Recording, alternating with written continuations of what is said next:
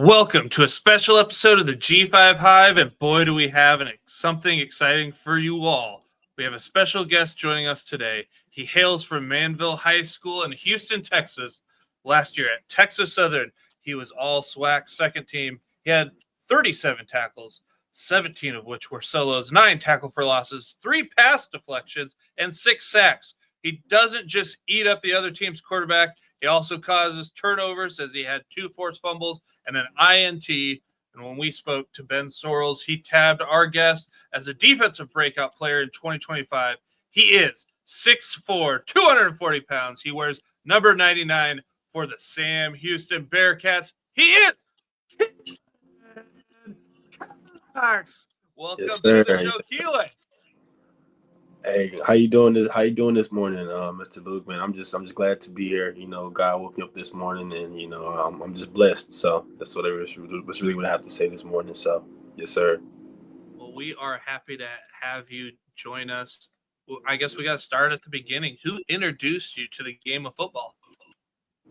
I would say what introduced me to the game of football would probably be my mom. My mom kind of threw me in a lot of sports when I was younger. She threw me in football, basketball, track, and just let me kind of find my way, within each sport. And I just, I'm an aggressive guy, so I kind of just loved, being the guy to get after the quarterback on third down, and just knowing the team is leaning on me to get us off the field. So, some people say, pressure can either burst pipes or make diamonds. So I think it just made a diamond, honestly, Mr. Luke. So yes, sir. Well, you talked about those sports that you played growing up. If you weren't playing football for Sam Houston, which other sport could you see yourself playing for the Bearkats? I would probably say either probably running track. I ran a 4x4 relay. So and I also ran a 200-meter. Or I'll probably say basketball. Because I was a basketball guy at first, really mainly before I was track or football. So basketball is always going to be my number one sport. So yeah, I would say either basketball or track at Sam Houston if I wasn't playing football, for sure. All right. Well, what are your friends? What coaches call you? Would you have a nickname? They just say Key. They just say Key. Honestly, it's just short for Keelan. So it's not really anything special behind it. It's just the easy way just to get my attention, and just instead of saying my full name. So yes, sir. Okay. Well, in today's college football world, NIL and the transfer portal are huge parts of it, and you've got to experience a little bit of that. How do you feel about those changes, and how have you seen it impact college football, whether it's positive or negative? I'm gonna go with both answers, positive and negative. So in a positive way, I think for the athletes, it's a bigger platform where guys can leave, and if they're not in a good situation that they want to be in, they can go somewhere else. Like it's a couple of guys who we know that are in the NFL that left certain situations, like Joe Burrow. I can go on and on with the list, but like with NIL and transfer portal, it just gives guys a way to to make more money, but not only that, but to go seek out playing time and stuff like that, because the coaches have been able to do it. So but in a negative way, let's start talking about the negative. In the negative way, I think it can cause a lot of havoc in the college football world, and I think some guys can start to jump ship, and they end up places where the grass isn't always greener. So yeah, I just think I think it can work in a positive and a negative way, honestly, but it's more of a positive for the players, because now we're able to kind of be like the coaches a little bit in a way of sense. So yes, sir.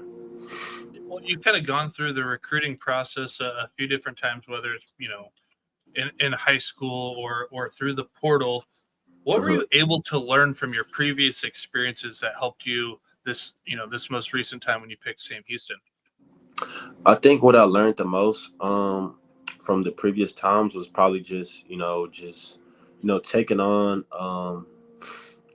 what do I want to say? I want to say just taking on the maturity aspect of learning. Even though it might not be your time, eventually your opportunity will come. Everybody's time will come, and I think in certain situations, some people time comes sooner than others. So you just gotta kind of figure out, is this a situation that I feel like I should stay and grow in, and then next year it'll be my time and I'll be the guy, or is it a situation where maybe I might not be the guy next year, but maybe in the next 3 years, is it worth it? So it just all comes down to like the certain situation, and I think I learned a lot by just like maturing from, you know, let's just start at Alabama. My redshirt freshman year, I learned from guys like Fedarian Mathis.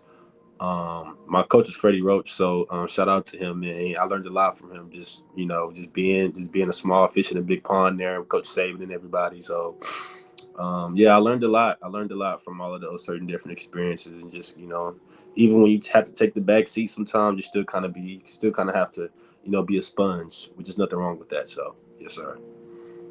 Well, what led you to choose Sam Houston to further your education and football career?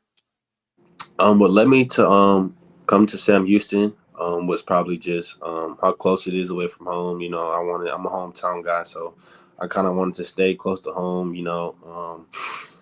And I think it kind of played a big part for me because family is always important. So I didn't want to go anywhere too far from home. So I was kind of just like, let me stay somewhere close. And then also Phil Longo, being a coach at Ole Miss and a lot of bigger programs and stuff like that, I kind of knew he knows like the business of college football. And Freddie Autry Lindsay, my defensive coordinator, he's been at NC State, so he knows the business. I got Coach Isaac Moore, that's my position coach, that's my defensive ends coach here at Sam Houston. And he recruited me when I left Alabama my redshirt freshman year. So me and him still kind of had a good relationship. So, it's a lot of things that played into that role of me, picking Sam Houston as, to finish out my college football career in school and education and everything like that. So, yes, sir. Well, you mentioned Huntsville being pretty close to home. It's about 70 miles north of Houston.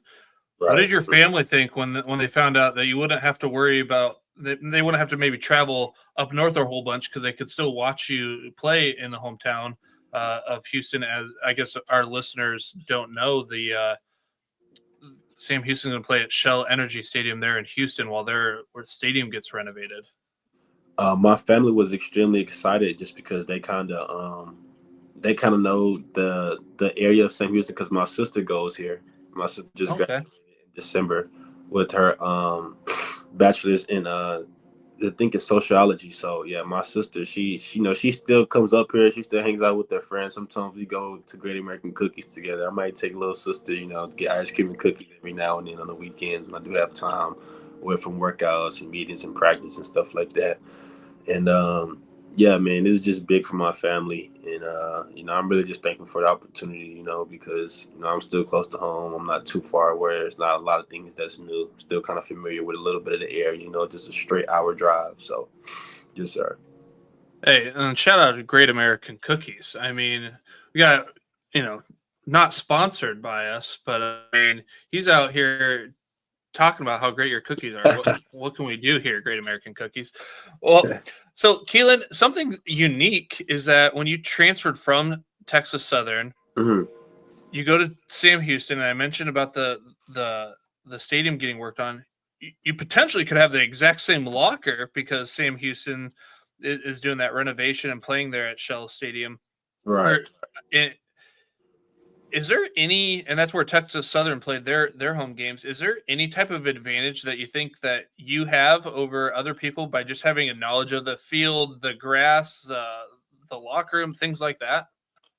I think I have a big advantage because, I usually do like a little, my little pregame, routine, with the grass and everything. I don't want to speak too much on it, but if you guys show up early enough to the games, then you guys will see me, walking around the field.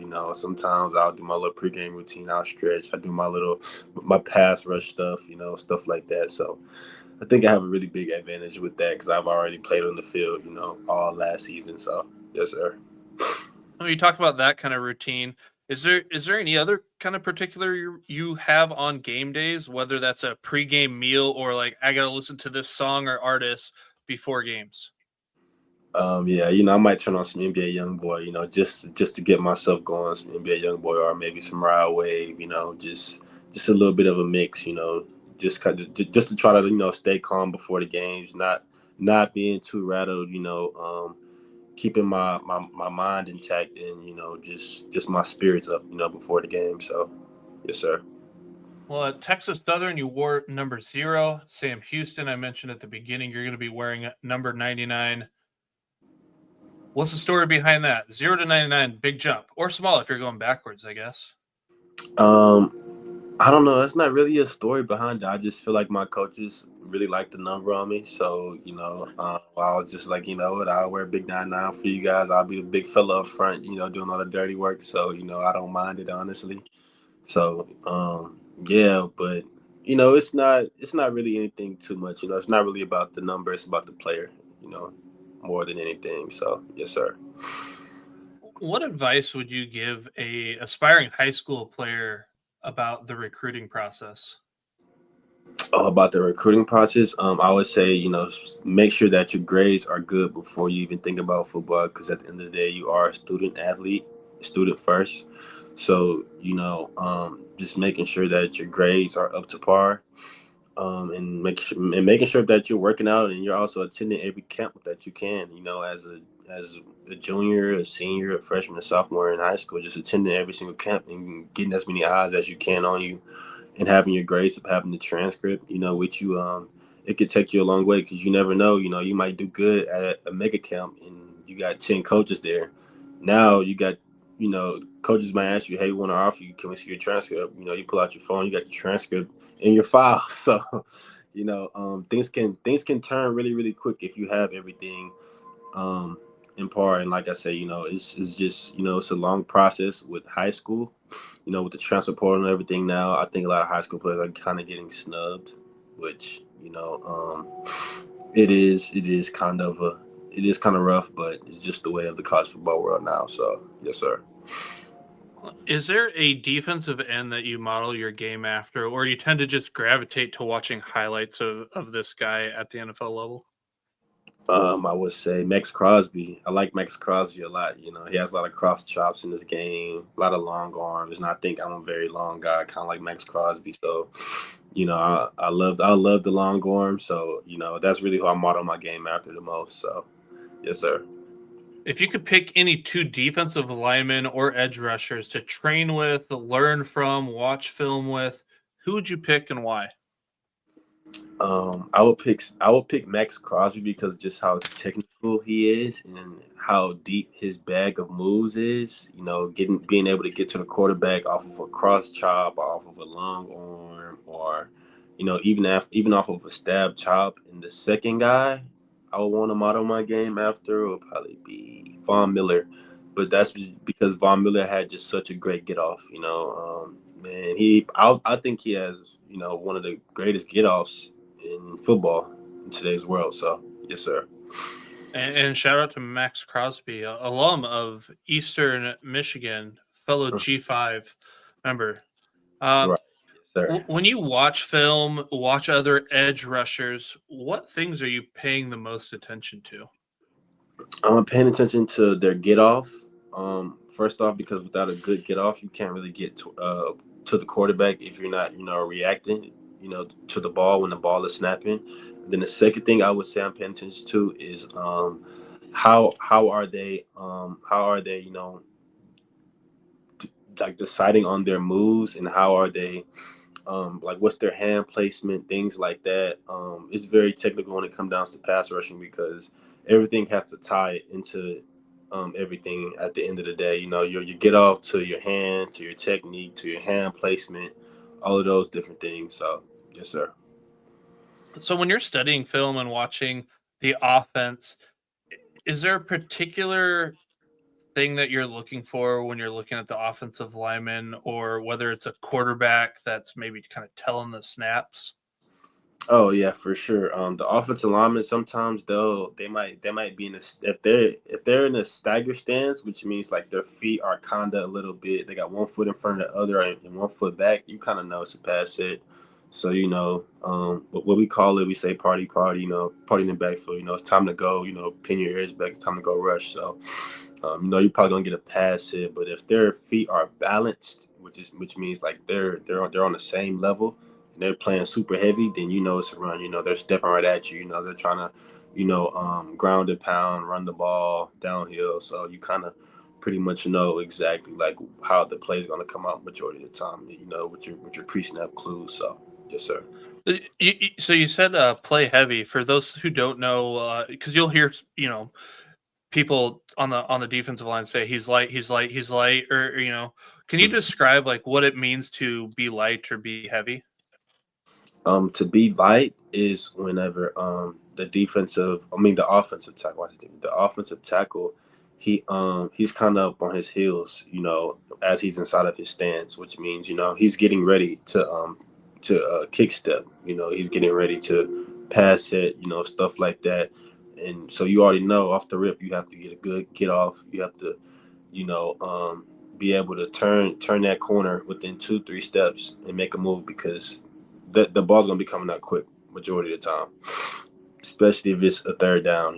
Let's say it's short. It's like you gotta look at the down and distance. And when they say heavy, heavy just means, like I said, the offensive lineman, his hand is in the dirt. He has his feet balanced, super balanced. He's coming downhill to block you, and the running back is coming downhill as well. So you kind of already know as soon as the ball snaps, it's going to be a run. It's going to be a run already. So. What is the area of the game that you've worked on the most this offseason? I think just my wasted movements. I know the natural talent is there and the natural ability is there, but I think just having my wasted movement with my steps, when it comes down to getting off the ball and taking the proper steps, even one wrong step is wasted movement. And sometimes, I'm like, dang, I could have made that play faster. I could have made that play a lot sooner, than I made it, even though I made the play, because TFLs are everything from my position, just like sacks. So that's kind of where we get our money at the end of the day. So, I think just taking the proper steps, that's one thing I've really been big on, just not having zero wasted movement at all, So What do you feel like is your main strength as an edge rusher? I think my main strength as an edge rusher is that I'm able to play the run. I'm not just an edge rusher. I'm big enough. I'm 6'4". Right now I'm 251, 252, but I'm able to play the run. I can play a 4-eye, and I can also rush the edge when it comes down to third down. So I mean, if you need me to play in the off front, I can run the off front. I can play in the off front. Play a 4-eye. I can play a 4. I can play a head up. I can play a 5. I can even play a 9. So I can pretty much do a lot of everything. From outside linebacker to almost to a true hand down defensive end. Honestly, so yes, sir. Can you explain how different the preparation is for mentally and your body is different going into a bye week versus a game week? I think my preparation with my body and stuff like that going into a bye week is super super important because I'm and it's really critical. I try to just stay in shape. What other things? I try to work on a lot of technical stuff when it comes down to like my hand placement, my pass rush moves. What else? I lift. I try to lift a lot. Even though it's a bye week, just because I know I don't have, but I still want to get stronger while I'm in season. You're still gonna have that strength from from off season workouts, but you still want to make sure that your body is still strong, you're still healthy. You know, everything is still intact.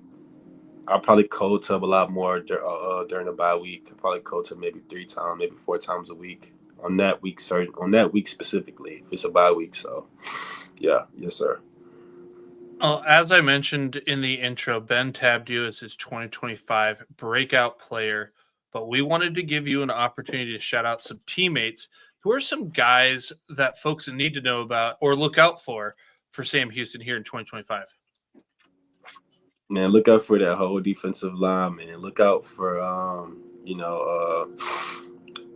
Adrian Sargent, Cordell Pat, my boy Zakai Lawton, Chris Eden, Jameer Diaz. The list goes on and on. Chauncey Chitty, man, we're kind of stacked up right now, man. We loaded, we locked and loaded. I don't think nobody really knows, but we locked and loaded right now. So, it's going to be like this year, the way our defensive line has formed from the transfer portal and us getting in guys, it's been looking pretty nice. It's been looking pretty nice right now. So it's going to be a little bit lethal this season. It's going to be dangerous on third down. So, yes, sir. All right, Key, if somebody's never seen you play, what's one game that you would recommend they watch? And that could be high school or any of your other stops. One game? Oh, man, one game. Just one game. I would probably say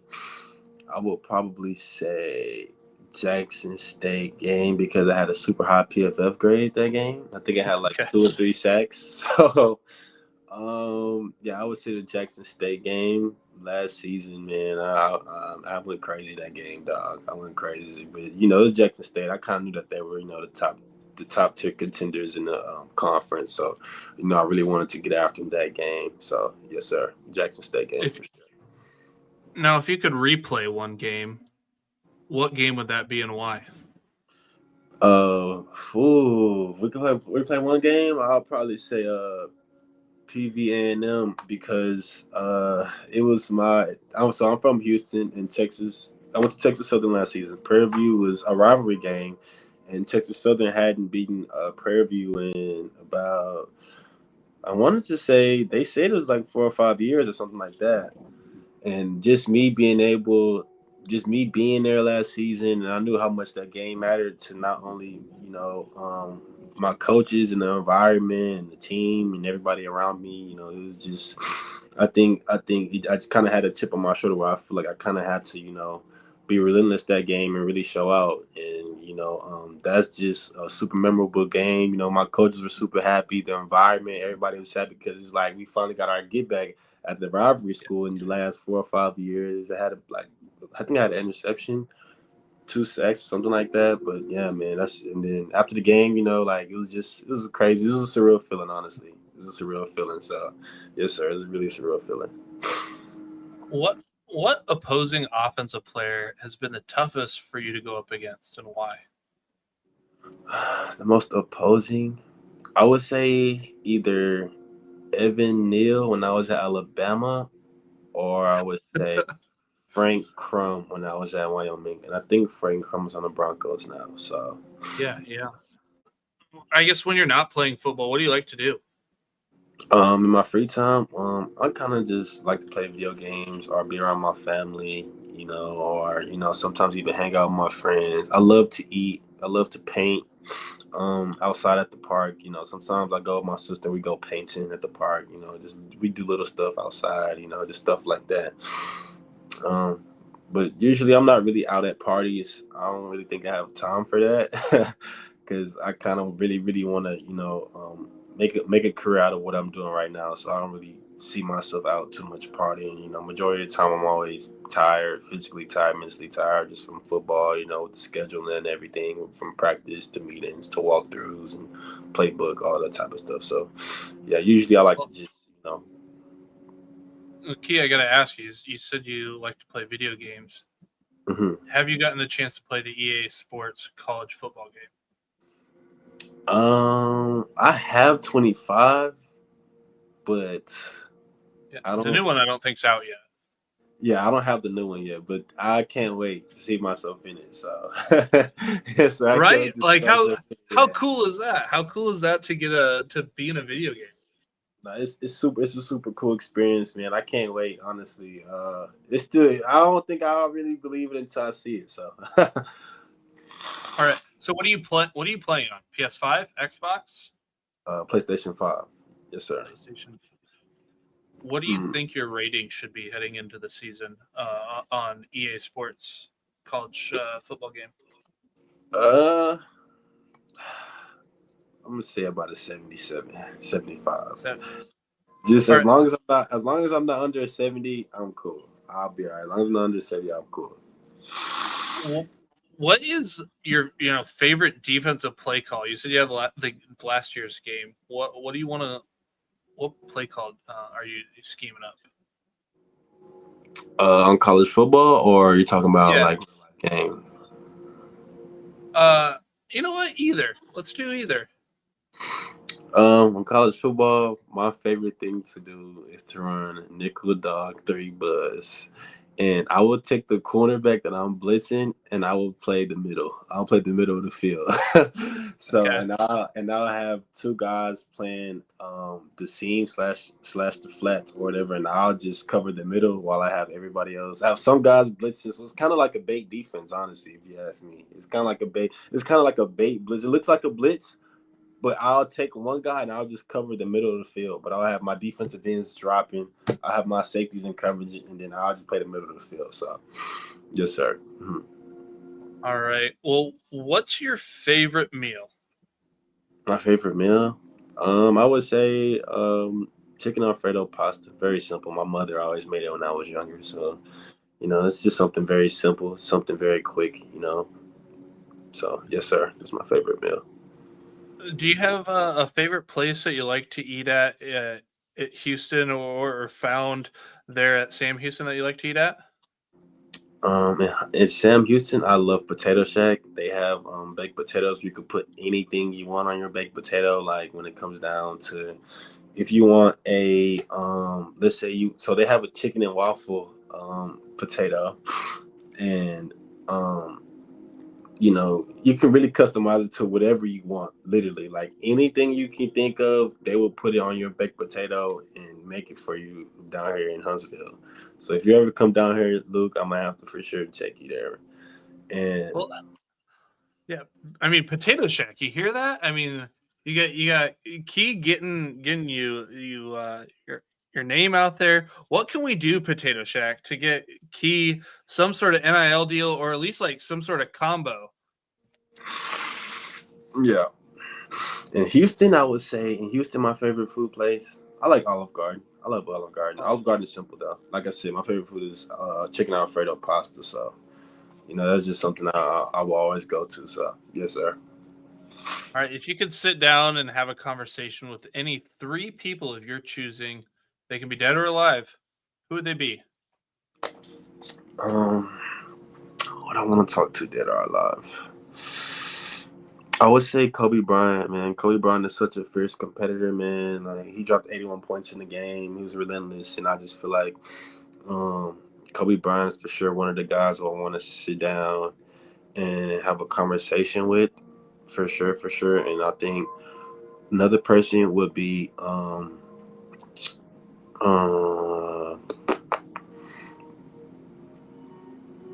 what is this tough question? Three people. Max Crosby. I Yeah. really want to learn a lot of game from Max Crosby. So I do want to talk to him one day and really get in contact with him just to learn his. I got to kind of know a little bit about his journey just from researching him and stuff like that. But just actually hearing it from him would be a lot better. Face to face in person. And then the third person I would say is maybe just I'm a super religious guy, so I always want to talk to God and just thank Him for everything that He's ever done for me, and I wouldn't even be this far without God seeing my ups, seeing my downs, and just watching over me and making sure that I'm fulfilling my purpose and what He wants for me in my life. So yes, sir. So you mentioned it a little bit ago. You paint with your sister out in a park or whatnot. Do hmm you have any other special talents? Um. Not that I know of. Not that I know of. I mean, I played the. I mean, okay. When I was at elementary school. I went to a magnet school, so I went to Longfellow Elementary School in elementary. It's in Houston, HISD. I played the viola in the Okay. orchestra. I played the tuba in the band, and I've also made clay bowls when I was in art when I was in like third grade. So I've done a lot of different things that I don't really tell people about, but I feel like I can learn anything very quick. I'm a very quick learner, a very quick learner. So, yes, sir. It, do you have any teammates that have a special talent? Any teammates that have a special talent? Oh, I don't know. I don't think so. I don't think so. I haven't been around them enough to say Okay. if they have. Yeah, we haven't. No, no, I don't think so. I don't think so. No. Mm-mm. I'm kind of curious. This could be in college? Any team? You might not even play them this year, or it could be in the NFL. If you could sack one quarterback, who would it be? Lamar Jackson, because he's super quick. Why? So, yeah, right. Lamar Jackson, because he's super quick. He's super fast, man. He's super elusive. Lamar Jackson for sure. Well, Key, you've had a lot of experience over the years. You've been at JUCO, you've been at Alabama, like you mentioned. If you had to tell an aspiring high school player what the hardest part of playing college football is, what would it be?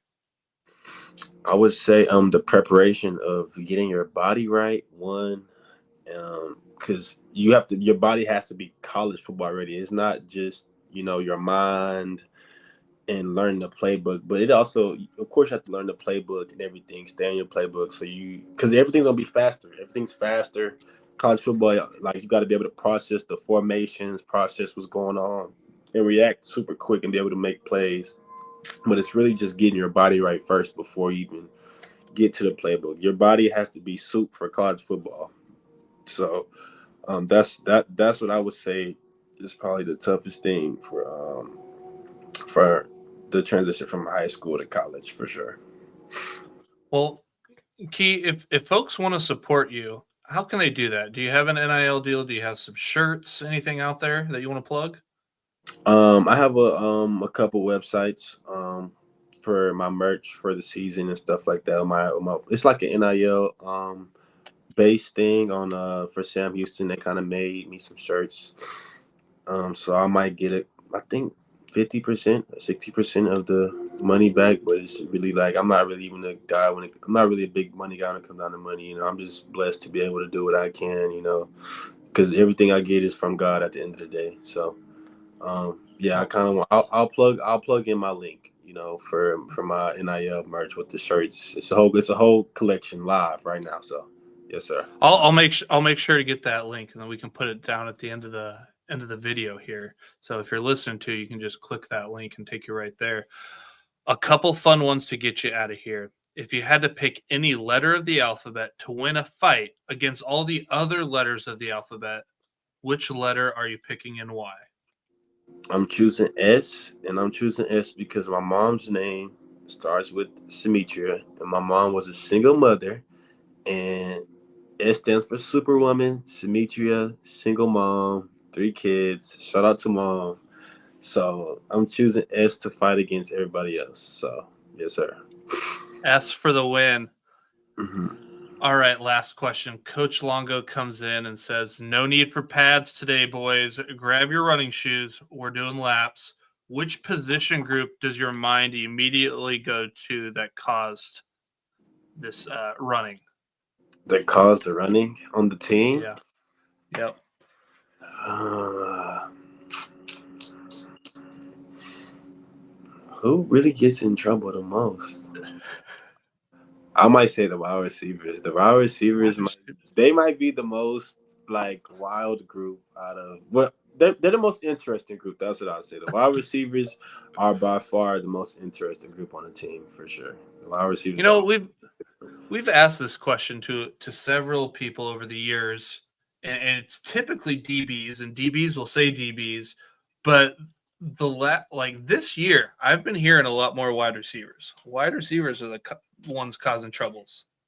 No, our wide receivers are a very interesting group. Like, I don't know why. I think it's they just have a lot of them just have different personalities, and some of them, man, you just can't turn them down. You just can't turn them down when we have practice or even a workout. You just can't turn those guys down. They turned up all the way, full throttle, no matter what day it is. So.